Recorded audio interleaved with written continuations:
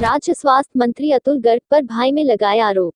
अतुल गर्ग पर उनके चचेरे भाई श्याम गर्ग ने फर्जी हस्ताक्षर करके जमीन के पैसे हड़पने का आरोप लगाया है।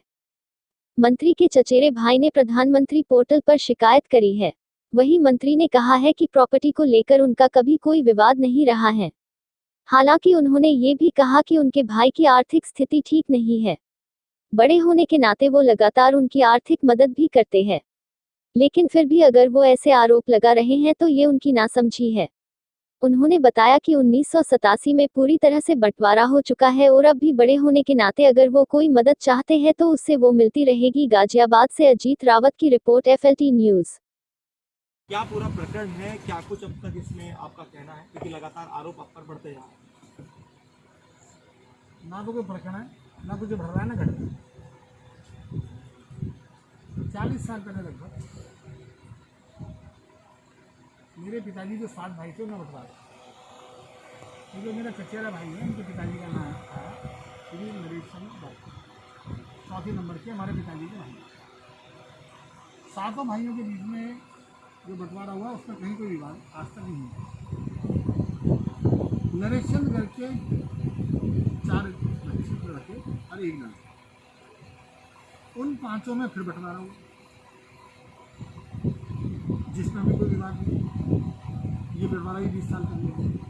उस बंटवारे में श्याम गर्ग जिसका विवाद है, उसके हिस्से में जो प्रॉपर्टी, मकान, दुकान और जो सामान आया, जो प्रॉपर्टी आई और जो हमारे परिवार की जो सबसे प्रेस्टीजियस दुकान की कंपनी, वो उसने 6 साल में बेच दी। किन कारणों से बेच दी आप वही बताएगा। ठीक है, वो बर्बाद हो आर्थिक रूप से। उनके बड़े भाई आलोक गर्ग और उसकी माँ, हमारी चाची, ये लोग उसकी देखभाल आगे करते हैं, उसके घर के खर्चे का पैसा देते हैं। लेकिन जितना पैसा उसे घर खर्च में मिलता है वो सब संतुष्ट नहीं। उसके लिए जो मेरे पिताजी जिंदा थे तो उसने मेरे पिताजी पे भी आरोप लगाया। पिताजी के बाद में मेरे ऊपर भी कई बार आरोप लगाया। तो आरोप इसलिए लगाता है कि जिससे हम दबाव बना करके उसको कैसे बढ़ाते हैं, क्योंकि हम घर के बड़े माने जाते हैं और ध्यान आकर्षित करने के लिए। हमारा सीधा परोक्ष रूप से कोई झगड़ा नहीं। 40 साल पहले बंटवारा। कौन सी जमीन ऐसी है कि जिसको वो करा कब्जा है? अब मैं कैसे कहूँ मेरा कर्जा नहीं है? अगर कोई कब्जा है तो मेरा कर्जा छुड़ा लो। जो सिक्योरिटी या कोई भी जमीन कहता है मैं हाथ से लिख के देता हूँ, मेरा जमीन से दो मतलब ठीक है, मेरा कोई मतलब नहीं है किसी ज़मीन से, ना मेरा किसी ज़मीन पर नाम होगा जहाँ तक मेरा ख्याल है। ठीक है, कोई भी ज़मीन है तो अगर कोई फिर भी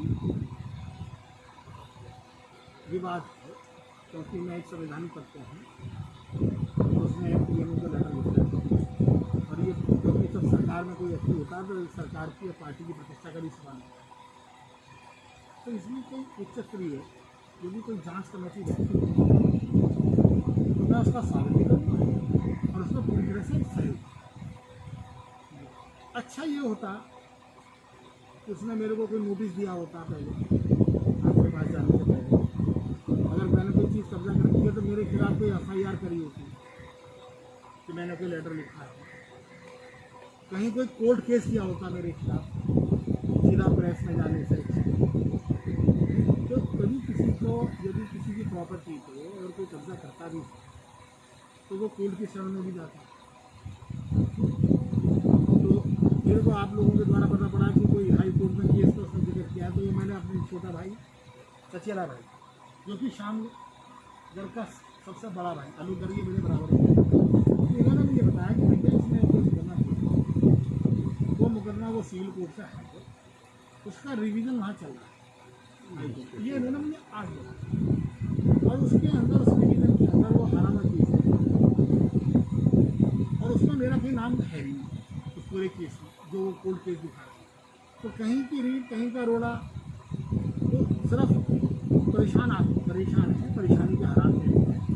लेकिन अगर किसी लड़के की सगी माँ उसके साथ नहीं, यदि किसी व्यक्ति का सगा ससुर भी उसके साथ नहीं, यदि उसकी सगी बहन उसके साथ नहीं, तीनों भाई भी उसके साथ नहीं हैं। हम 24 भाई बहनों में से 23 उसके साथ नहीं हैं। पूरा परिवार हमारा बना हुआ है। तो इसके अलावा और मैं क्या सफाई दूँ, मुझे लिखूँगी।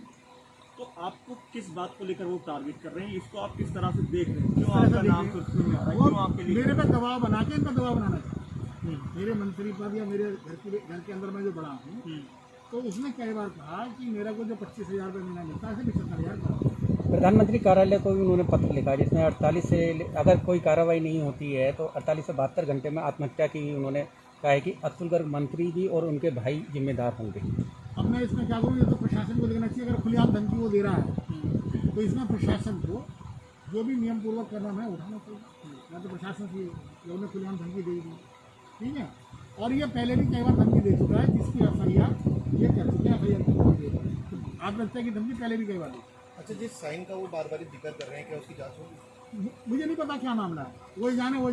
उनका कहना है कि मेरे से कोई विवाद नहीं है साइन का। उनका कहना है कि जो उनके भाई हैं आलोक जी, उन्होंने वो जमीन को लेकर रामकिशन संस्थान जो आपकी है उसको बेच दी गई, जबकि उसके साइन उस पर नहीं है, ना ही रामकिशन संस्थान में भी कोई नहीं है। पहली बात, नंबर 1। नंबर 2 बात, यदि इन दोनों भाइयों का कोई विवाद है भी, तो वो विवाद में मैं कहाँ बीच में आ गया, मेरे को ये समझ नहीं आ रही है। समझे भाई, अगर कोई अंगूठा है, कोई पंजा है, कोई लिंक है, तो उसमें मैं क्या बोलूँगा? इन दोनों भाइयों का झगड़ा है, अगर कोई है, इनका तो कहना है कि हमारा विवाद सुलझ गया सिविल कोर्ट से, वो कह रहा है नहीं सुलटा है। तो अगर कोर्ट में मैटर चल रहा है तो कोर्ट देखेगी, और उसमें भी विवाद मेरे से तो है ही नहीं। अगर विवाद है तो भाइयों का आपस में। जिस फ्लैट में वो रह रहे हैं उनका आरोप है कि उसमें आपके द्वारा भी कुछ हस्तक्षेप किया जा रहा है, उनको निकाला जा रहा है उससे। मैं कैसे निकाल सकता हूँ यार कुछ? मैं तो इतना वायदा कर देता हूँ। किसका फ्लैट है? चलो मैं इनसे कह दूँगा उस फ्लैट से भी निकालो, मतलब इनका फ्लैट है, मेरा कोई मतलब नहीं, लेकिन उसे घरवान से बेघर ना करा जाए। ये मैं प्रेस के सामने इन दोनों भाइयों को डांट के कह रहा हूँ कि उसे नहीं निकालो, ठीक है। और बता, और सुनिए, उसकी रोटी पानी की चिंता पूरा परिवार फिर भी करेगा, चाहे वो कितने हमले हम पे करे। उसके बच्चों की चिंता पूरा परिवार करेगा, क्योंकि वो हमारे खानदान का है। समझे भाई? वो एक अलग मैटर है, ठीक है। वो हमारे परिवार की परोक्ष जिम्मेदारी है। और